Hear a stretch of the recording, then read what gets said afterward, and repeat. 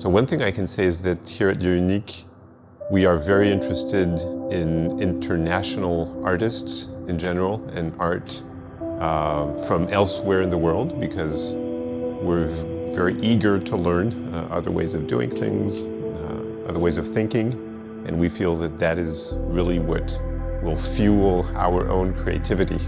So one of the functions here of Lieu Unique in the city of Nantes, which is in western France, is to bring these international art forms to the audience here. It's really pretty central, I would say, in our programming in general. So this particular project with the National Taiwan Museum of Fine Arts is important for us because Taiwan, I would say, in general, is one of the places where we see very dynamic forms of art, forms that are also, for us, seen from France, I would say very different from the usual categories that we use in France. In France, we tend to be organized around, I would say, classic artistic disciplines, theater, music, visual arts. And we feel that in Taiwan, things are more fluid in that respect, and that is very interesting for us.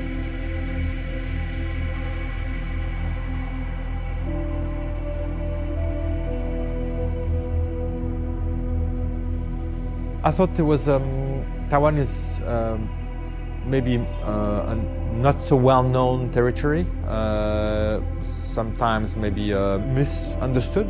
I think in a general geopolitical context, it's only seen as part of this ongoing discussion or conflict or semi-conflict with People's Republic of China. And I thought it would be interesting to bring artists in the discussion and another type of perspective. So it's very important on many levels. It's important on the artistic level because the choice was made primarily on the curation and the quality of the artists, the Taiwanese artists, but also, of course, on a political level.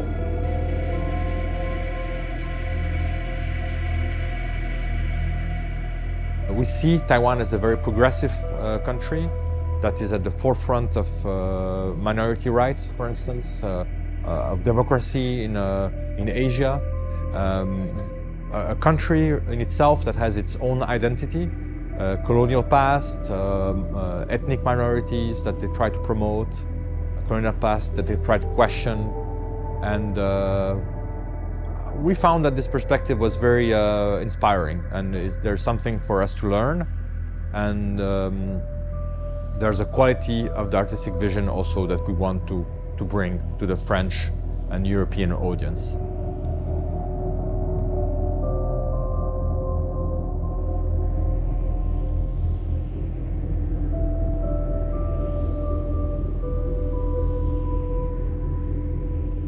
这一次参加这个展览的7位台湾艺术家他们分别刚好属于1960年代、70年代、80年代出生，所以他们都能够代表台湾艺术家不同世代的这个时代经验那么也因此他们的作品的表现方式以及他们所涉及到的人类社会或者台湾这个地方的生命处境的这个思维，呈现出一个历史脉络。那我想这个历史脉络是可以增加西方人透过艺术家作品了解到台湾。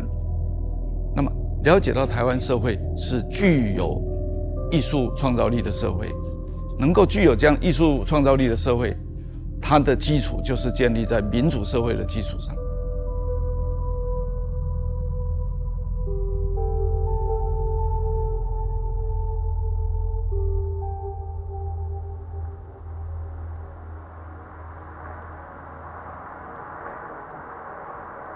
暴风之眼这个主题其实是我们在过去2019年到2021年这个策划的期间所共同发想出来的。我们希望这个主题可以更让法国或者是来参观的观众更了解台湾所面临的处境，然后以及整个当代艺术所展现的这一个极具冲突性的一个创意。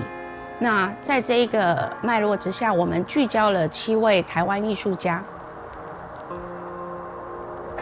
张立人这次代表的作品，观众一走进这个展场，应该就会有一个非常容易进入到本次展览的一个大型的城市场景。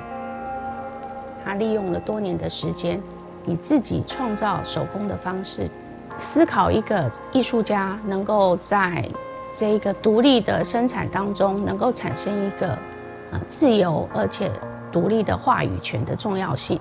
那在这样来说是一个艰涩的过程，不过对他来说也是一个必要的一个思考跟批判的路径。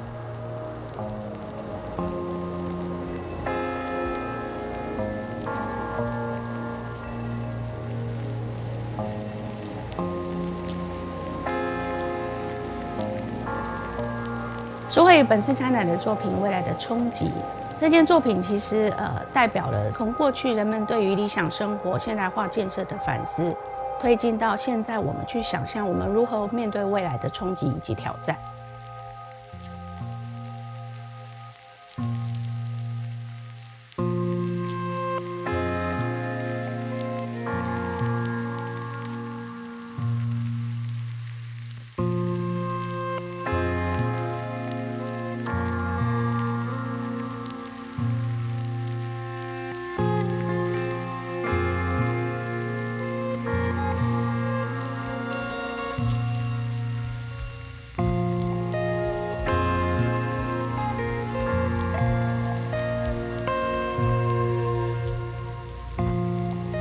袁广明这一次的参展作品有日常演习跟栖居如诗，那所呈现的风景其实就是在战争以及不安的威胁之下，人的生命的处境以及城市的风景。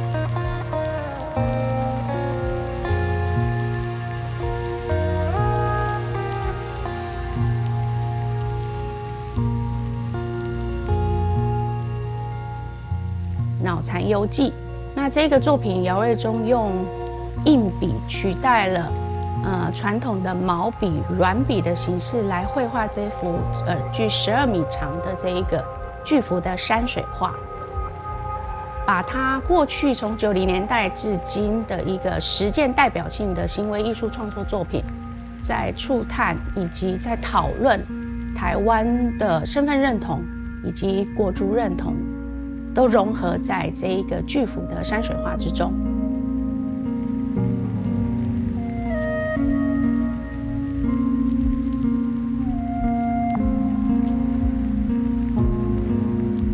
王玉珍出生于台中，那他长期也在英国居住以及创作。这次的作品《未曾来过》，对于他的出生历史以及家乡，在各种不同的国家履历之间的创作的经验，然后把它融合剪接成一个多元媒材的这个复合媒体装置。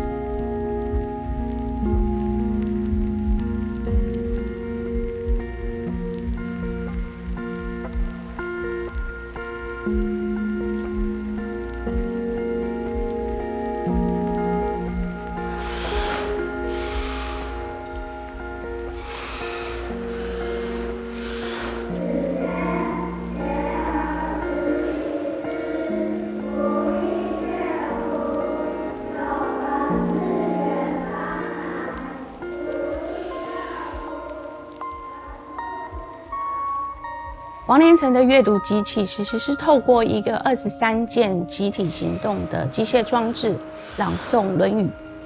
那这个朗诵的机器其实也是王连成希望能够反思现在的教育体制对于自由的创意以及知识的学习，如何能够摆脱僵化的机制，然后重新去思考独立学习以及独立创意的可能。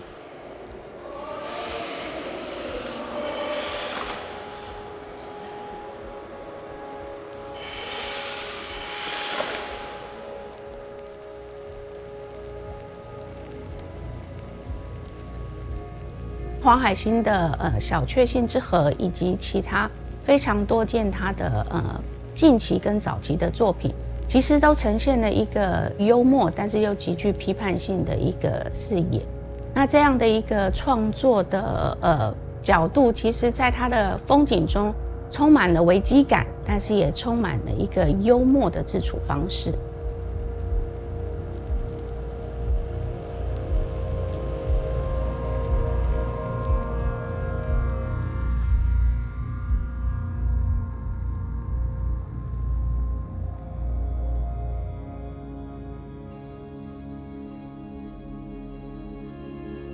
Of course, what we didn't expect when we started working on this project, late 2018, I think it was then of course there was COVID that happened. It put everything on hold. It meant that we couldn't come to Taiwan anymore. Taiwanese personnel couldn't come here, so we had to discuss the exhibition through Zoom. And the whole process made the exhibition itself different. And the pieces, the works, they have now another meaning. The works, for instance, when you see the drill, where everybody's leaving the city and there's a drone footage of the empty cities, takes another meaning. The gigantic model of Changli Ren also takes another meaning because it's very precise, but it has no population in it. And that's also very striking. And then since the crisis, the attempt invasion of Ukraine by Russia, as everybody knows, it has created this mirror effect in the Chinese-Taiwanese relation, and of course the escalation of the tensions through the US behavior. So the whole show now has another perspective. It's initially, I think it was maybe a meditational show about Taiwanese history, the idea of being at the center of the storm, of course, but being in a quiet place at the center of the storm. I think the show now is more anxiety-inducing than it was before. It's a bit Orwellian also. It's a bit kind of a Brave New World type of show in a way. It's a bit futuristic. It has links to history, but in a way it has become more political. It's become more of like a statement. And I don't know if this theory is right, but it feels when we are in Taiwan that things go very fast because the situation is very fragile. It's very, it's like really being in the eye of the storm. You can feel that it's in a quiet place, but you could be swept away very fast. So everything is moving fast because there's no time to lose. So this is what we try to convey in the show, I think, also.